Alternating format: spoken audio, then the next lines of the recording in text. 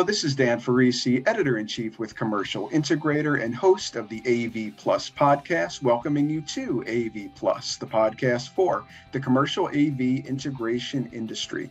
We're delighted to be joined today by Paul Dexter, founder and CEO of Jetbuilt, who is going to be opining on the state of the industry. This will be nicely complementary to our print coverage of the state of the industry in the January issue, as well as our recent webinar with NSCA focusing on the state of the industry. It's all this week on AV Plus. As always, please like and subscribe to our YouTube page, and please subscribe to the AV Plus podcast on Apple and on Spotify.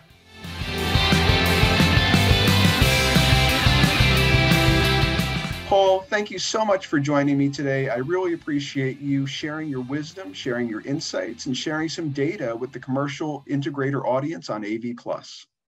Well, yeah, Dan, thanks so much for having me. And wisdom might be a strong word, but I'll certainly contribute where I can. So let's jump right into it, because I do feel like you have a lot of wisdom and insights and data to share. What I'd like to start with is something that I think is on a lot of people's minds these days, the potential of a recession, either in the near term or the intermediate term, say Q3 or Q4 of this year. Do you feel like a recession is potentially on the horizon? What do you think the odds of that are? And regardless of how you answer that question, as a follow-on question, does that tell you that integration businesses and AV businesses in general need to be operating with more efficiency, or to start thinking about being more efficient operations? Well, I would say, going backwards, absolutely, I believe everybody should be very efficient right now. You'd like to think you'd always should be efficient, but it's these times where it can make or break you, clearly, right? So my dad was a general contractor, his whole life. Well, he's still around, but he's not a contractor anymore. But he always was frustrated, because his industry dealt, just like integrators, AV integrators dealt with the ebbs and flows of the economy. And he would always be frustrated because recessions happen whenever the rumor gets loud enough. As soon as enough people start talking about a recession, there's a recession, because the fear pushes people over the edge to hold back, the expenses and so forth. And we're seeing that now with the every day you open up, something like a Wall Street Journal. Here's the next 10,000 person layoff. Here's the next 10,000 person layoff. Here's the next 10,000 person layoff. So it certainly seems like it's coming in the global economy and the widespread economy, but in the commercial integration business, I think it's far too early to tell. Right? In COVID, everybody was freaked out about work, and true for those in live entertainment, it shut down, right? And but so many of the integrators that I know had the best year ever in 2020, because that's the year that schools were empty. So the schools got everybody in to make those upgrades they could finally have the opportunity to make. Same with House of Worship. And so many integrators I knew had a great run during recession. And then, as we've seen in the last great recession, the 2009 deal, where companies like Disney spent billions of dollars on upgrades because they had cash, and labor became easier to get because more people needed the work. So I feel there'll be a lot of that as well, right? A lot of investments being made in certain sectors where integrators are going to thrive because there's opportunity to get this work done. Clearly, government work tends to not slow down. So I just think it's where the integrators working will depend on who's going to be slow and who's going to be even potentially uptick. So that's what I know, and I do talk to a lot of integrators in my position. So I'm, I keep asking, like, how are things looking? How are things looking? So far, everybody's hiring. The people I'm talking to right now in January 2023, they're hiring, they're growing, they're adding, and so I'm not seeing it yet, but the fear is out there. I think the fear is definitely out there, but nevertheless, I agree with you that most integrators who I speak to, and it came through in the data that we ran in our State of the Industry report, are feeling optimistic. A lot of them are expecting a relatively strong growth year for 2023. They feel like they're going to be doing better, and they have optimistic projections. So I do think your point is well taken, that even if we do suffer a recession, which is not a given, but it is certainly a potential risk, it doesn't necessarily mean it's going to be catastrophic or even a major problem for integration businesses, provided that their operations are optimized, they are efficient, to go back to where we started, and they're leaning into vertical markets where there's real opportunity for growth. Yeah, absolutely. And I personally feel recessions are like forest fires. Like, they need to happen. It's sad for those that get hurt. It's sad for the trees that get burnt down. It's sad for the people who get let go. But they need to happen. Adjustments need to happen, because growth seems to come, especially in America, our style is just like grow big, right? So things, we get too big for our britches, as it were, as an old person's expression. And those adjustments kind of are required. They weed out some of the weaknesses among an industry, and the strong kind of then restructure, and things get more efficient. And so, not saying I want one, but they are kind of part of the natural state of things, as it were. But I think, like you're saying, I feel it should be mild, and it may affect our industry very little. But potential, we'll see. So in terms of concerns or things that integrators have on their mind, and I keep referring back to the research we did for our state of the industry, but I feel like you can add some unique insights and some unique kind of value add perspective to it. What a lot of our integrators said they're focused on are A, interest rates, which are increasing, of course, B, supply chain and lead time related issues, and C, talent related issues. So I'd like, even if it's briefly, to go over each of those respectively. Interest rates, I think, are maybe the primary concern of a lot of integrators right now. And you think about it in the same way one would think about, buying a new home. If you're buying a home at a 3% interest rate versus a 7% interest rate, that is real dollars and amortized over however many years. And given that integration businesses, many of them rely on a line of credit, I can't imagine it's not having a deleterious effect on a lot of integrators' cash flow and their operations. Do you have any insights to add about how interest rates are affecting the integration ecosystem right now, and whether it is going to be problematic as we move further into 2023? Most business owners, whether they're integrators, and I've talked to a few integrators that partook of this, but a lot of business owners outside of AV also, they kind of got while the getting was good, meaning all of the help from the the SBA on SBA loans at near zero rates. And I'm not talking about PPP and all that. I'm just talking about business loans, large business loans that could be had the last couple of years at crazy low rates that are long term, 30 years, right?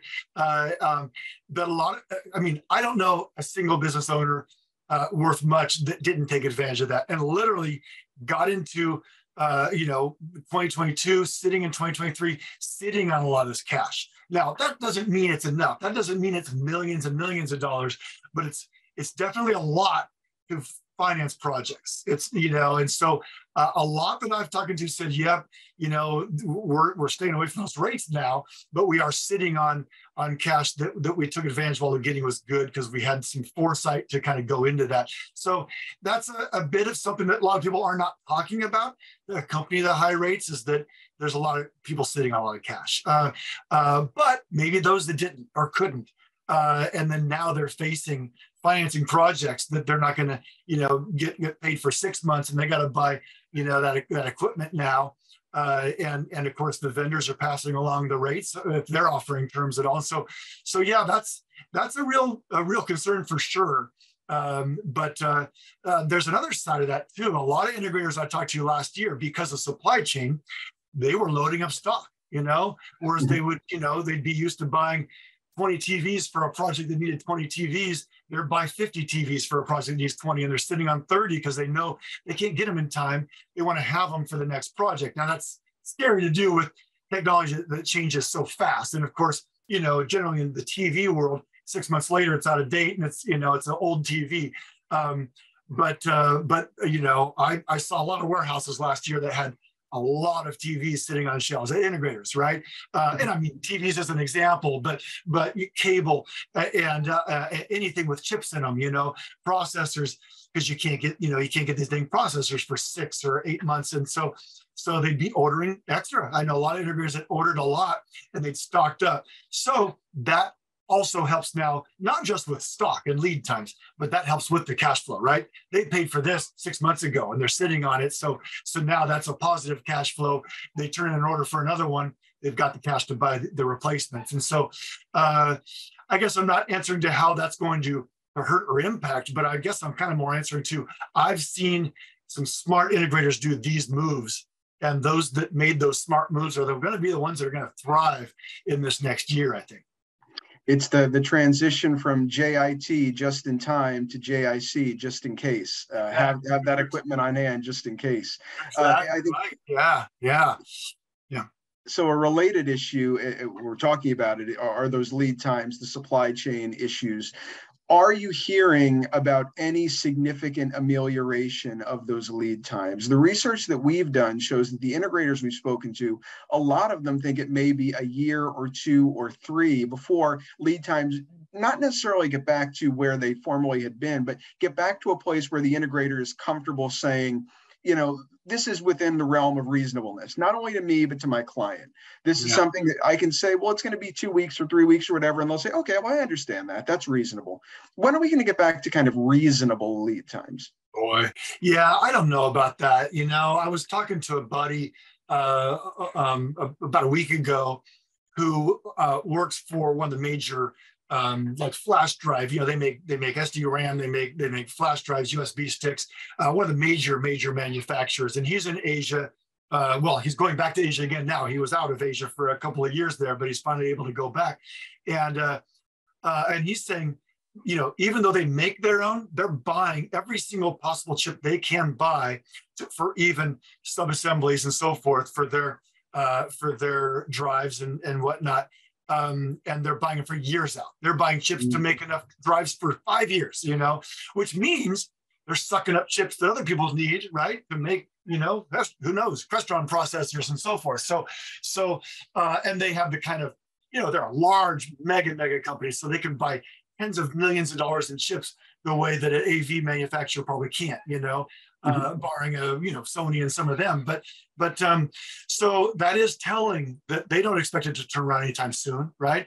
And we're not seeing it yet. We're still seeing those crazy lead times among the manufacturers, and so I don't, among what we're seeing in data, we're not seeing that turn yet. You do hear of it turning, like in the automotive industry, you're starting to hear that turn, with some of the cars, the demand starting to or the products finally starting to catch up with the demand on some, although not the newest. My father-in-law ordered a Ford pickup a year ago. He's still waiting on. So it's not happening everywhere, but it is happening some places. Clearly this is going to be an issue for a while. On that note, I've seen, we've all seen, and we've seen some of the crazy horror stories and cease and desists about companies jumping manufacturers, and it's a sad thing for some, but also, like everything else in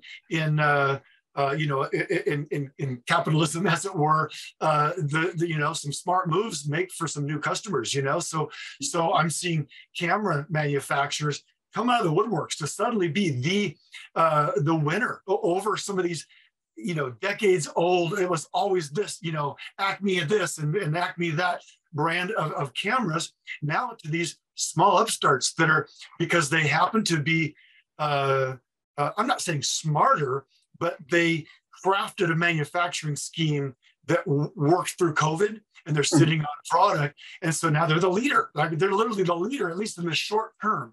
And we see that with processors, we see it with cameras, we see it with other things. And so I think in addition to the chip shortage, in addition to these tough lead times, the integrators aren't waiting. They're finding new lines. And I wonder what's going to happen a year, So, a good buddy of mine switched to one of these upstart camera manufacturers. Is like, I'm just never going to go back. Why would I ever go back? it's kind of like me and the Rams, the LA Rams, when they left 20 years ago. It'd be like dad leaving when you're in high school, and then dad comes back in your 30s and wants to be your best friend because now the Rams are back. I'm like, I'm not interested in the Rams. They left when I was 18 years old. I don't want to be your best friend. And I wonder how that's going to be for some of these manufacturers that lost some ground among loyal integrators, if they're going to come back or not. That's going to be interesting.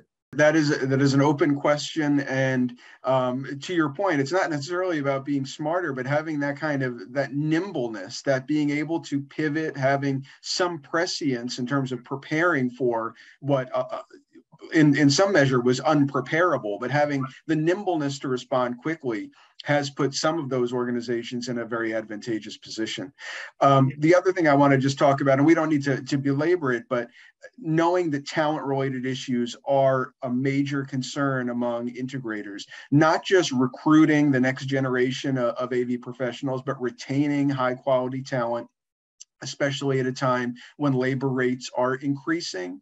And, we're seeing some people, I guess it's the clash of the great resignation versus layoffs, which we're starting to see at some of these large organizations like Vox and Google at this point. What are your thoughts? What are your observations on talent-related issues in the AV industry right now? One thing that I hear, and that is the efficiency of the teams, right? And so, some of that gets into some of it gets into software efficiencies, working smarter, not harder, as it were, right? We hear there's a lot of shuffling about platforms that people are going to, trying to find more efficiencies. Because if they need 10 people to, let's say, to keep up with the pipeline of quotes for a large integrator, mid-sized integrator, and they've only got 8, they got to be able to make it work with 8, right? And so that comes with some efficiencies. And so I think we hear that we definitely hear that. And so that's one thing, but the talent thing is just widespread. It's hard for us to find, the people we need. It's hard for anybody to find the people we need that I talk to. And that hasn't changed for the last, 3 years. I keep seeing, like it was last summer when the first of the, I forget who it was. I think, Zoom laid off a bunch of people, Slack, whatever it was. This was like last fall, maybe. And then now we're seeing Microsoft, Google, everybody else. But those people are going to need jobs. They need them right now. And so I keep thinking they're going to start to show up, right? But so far, we're not seeing them show up, and so that's interesting. I'm speaking for people who might need like software developers and things like that, the kind of people that I look for. But as an integrator, it's even tougher. Because, putting an ad, we all know this, putting an ad, to find an AV designer, an AV engineer, these things, it's like looking for a needle in a stack of needles, It's easy for a Google to say, we need a software developer, because there's a billion of them. And they're still hard to find, good ones, but at least there's a billion candidates. In AV, it's a very small pool of skilled people, and they tend to bounce around between integrators, right? And integrators aren't letting them go, and so it is tough. But on LinkedIn, I see a bunch of my integrator friends, and they're finding the talent. They're finding them. We just got so and so. We just got so and so. So and so starting.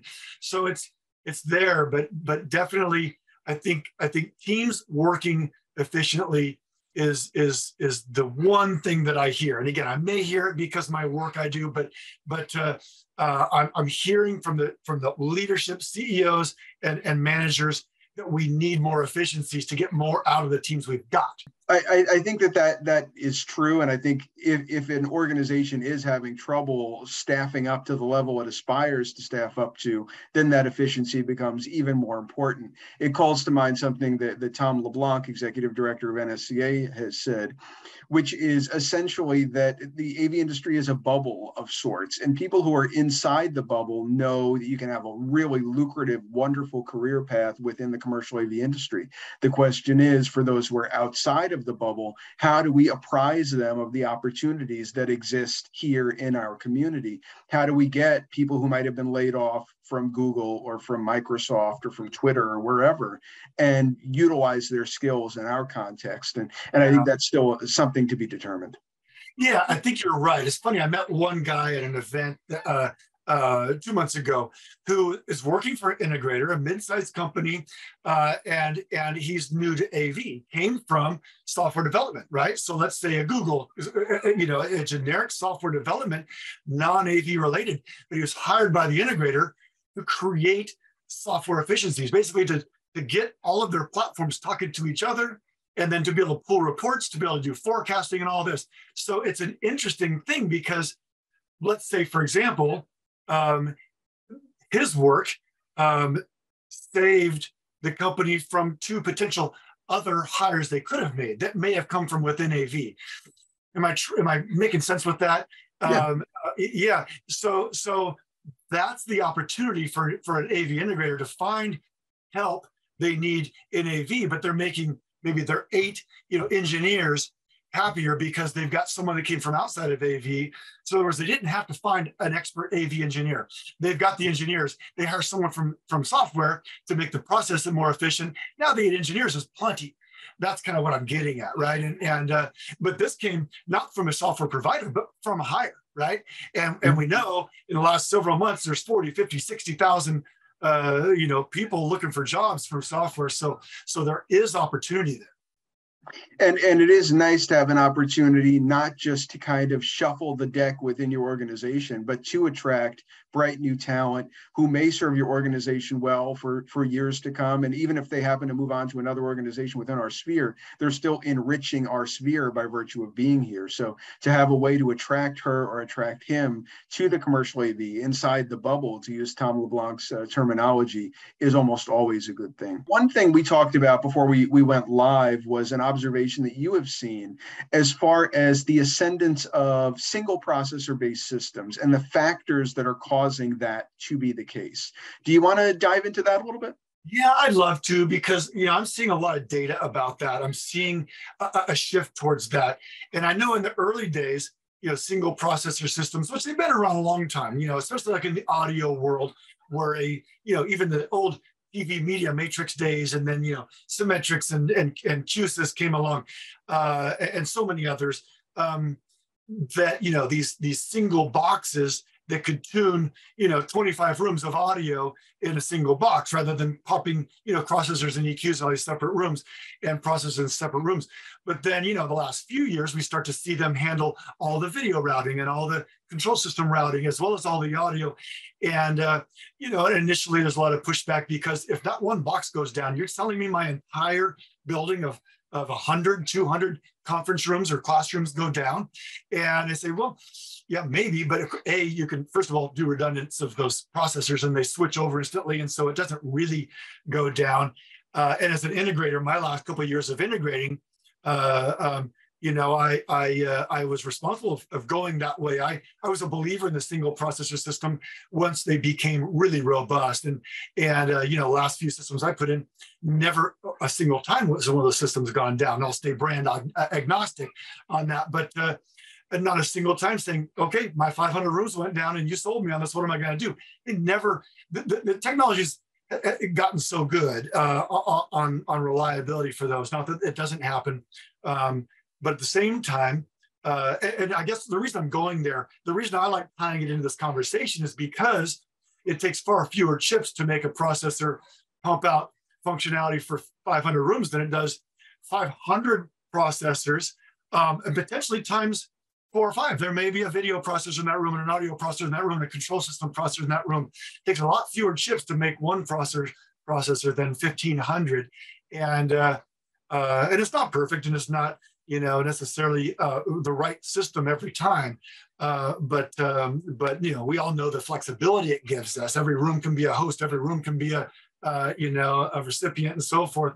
But the reason I bring it up is because we see in the data, we see those numbers going up of these single processor systems. We see on the smaller disparate processors numbers going down. So I just thought it was interesting. If we're talking state of the industry, it definitely seems to be going that way more. And I was talking to a manufacturer actually about it a couple of months ago. And then they're one on the side of it going singular. So they're fighting that fight. but they're also believing they're seeing the numbers go that way, you know. So it'll be interesting to see where it goes. It used to be that a system was out of price range to go single, you know. If, in other words, if the building's small and there's only 4 rooms, you can't buy a $30,000 processor to tune those 4 rooms where you could pop in $300 processors in each. But as those processors went down to a couple $1,000, $3,000, $4,000 that could power 100 rooms, then, you know, the economics are there for it, the reliability got there for it, and now with this supply chain issue, the number of chips it went down, and so if you can get your hands on one, it solves a lot of problems. So I thought it was pretty interesting and worth talking about. Anything that brings down the number of chips that are needed is going to be attractive, I think, to a lot of people in this climate, because the problem may be ameliorating somewhat, or it may be on an upward trajectory in terms of improving, but it still is a significant problem. And to diminish the number that is necessary is probably going to be compelling to a lot of people. Yeah, for sure. And so, you know, again, it winds up, let's see how those companies that kind of really, you know, prefer and the manufacturers that kind of pump out the disparate processing, which certainly has its place and it'll always have its place, but we'll see, you know, if they begin to embrace some of the other and where that kind of goes. You know, I mean, most companies make a blend of both. But we'll see where that goes. Well, we talked a little bit earlier about organizations finding ways to be nimble, finding ways to pivot, and that potentially is one way to do it, to be responsive to the environment that you find yourself in. The other thing that we talked quite a bit about in our State of the Industry report were hardware margins, which continue to be compressed, and a lot of integrators, you know, self-reported margins that NSCA and I, for that matter, found somewhat alarming, just in terms of unless you have astronomical labor rates, I'm not sure how the organization can survive. Do you think that's powering kind of a pivot to software and a pivot to services, things that might yield higher margins than reselling a hardware box at, you know, 13 points? Yeah, that's, I wonder about that, because I know, you know, selling the software, that might sound good until that becomes no margin either. You know, it's like, you know, I was always afraid, especially as these hybrid systems where you got to buy the box, but now you got to pay the annual license on top of the box to make the box work. Like, that becomes a liability for me, going, okay, well, I know what that software is going to cost next year. What's it going to cost the year after and the year after? And because they can change it whenever they want, right? And so that, I'm not so sure, you know, that's the answer. I think a system costs what it costs, right? And I don't think it's any different now. Like, you know, I come from an audio background, and so when I got into AV, it was primarily audio systems and, you know, large scale like fine arts systems, but it was audio primarily. Then I got into the video and lighting and so forth, and I found those to be alarmingly low margin, right? Especially video particularly, whereas audio, you know, there's easy 30, 40 points on boxes, a lot of those boxes. And then there becomes to be 5 points on a video display or a camera or whatever, and so, or 10 or whatever it may be. But the point is, for me, I was always audio heavy. So I could always, between the average, I had a comfortable business. I know a lot of integrators I talk to say all that same thing. If there's, you know, the different components that could be higher or lower, they average into a number they're happy with. But those that are working in only a narrow margin, or as even audio shrinks. But at the end of the day, you know, a system, be it a $30,000 upgrade or a $5 million system, it doesn't change what the system's worth. You know, a company needs to make the margins it needs to make to stay alive. And so if there are 3 bidders or 5 bidders on that, and once everything's done, whether the margins on the boxes technically would be 10 or 15 or 40, it doesn't matter. The job is going to cost this much for them to stay in business and thrive, right? And so whether they're making it up on labor, whether they're making it up on you know,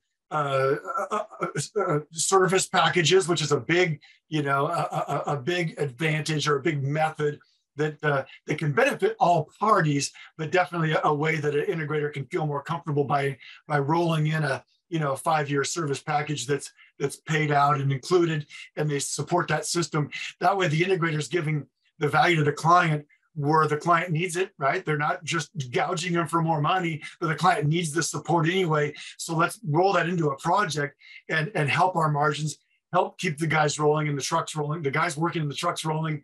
And when I say guys, I mean men and women, of course. And because I'm always, hey guys, and I'm referring to all. So, but I think bottom line is it takes what it takes to put it in, right? And so there's no secret sauce to where, like, you know, you got to kind of yell at. A lot of people like to blame the internet for the margins eroding, you know, because before I could Google and find out my price on everything, or before my client could do that, I could charge them the true MSRP, and now I can't, or whatever. I think that's pretty empty argument. You know, it's been hard all along.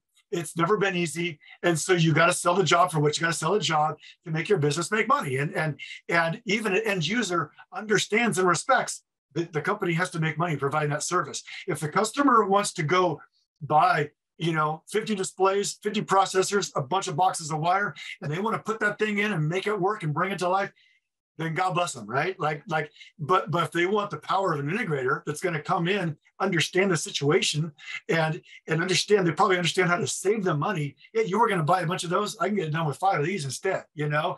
And the integrator can make money off of that knowledge and that experience, put that system in. Doesn't matter if they're making 10% on the boxes or 50. When the end of the day, when they turn that proposal in, it's going to be for an amount of money, including the margin across all categories: labor, boxes, service, whatever it may be, travel expense, who knows? And they're gonna thrive. Very, very long answer to your question. I hope it provided some sort of help and insight. But I do believe that there's enough money to be made, and end users respect that money has to be made. It's just got to come from somewhere. I think it's a good note to close on, because it's good, I think, practical advice for integrators to consider as they put their proposals together and as they try to make sure that in totality, what they're putting out on the street as far as proposals and contracts and things of that nature are going to be accretive to the business, going to be beneficial to the business ultimately. But I do want to thank you so much, Paul Dexter, founder and CEO of Jetbuilt, for joining me today on the AV Plus podcast and sharing your perspective, sharing your insights on the state of the industry. Well, thanks so much for having me. Always a pleasure. And anytime. My name is Dan Ferrisi, Editor-in-Chief with Commercial Integrator and host of the AV Plus podcast. Thank you so much for tuning in to AV Plus. We always appreciate your viewership and listenership. Please check back on commercialintegrator.com regularly for additional drops of podcasts, video updates, news, and everything else you turn to Commercial Integrator for. Till then, thanks so much and have a great day.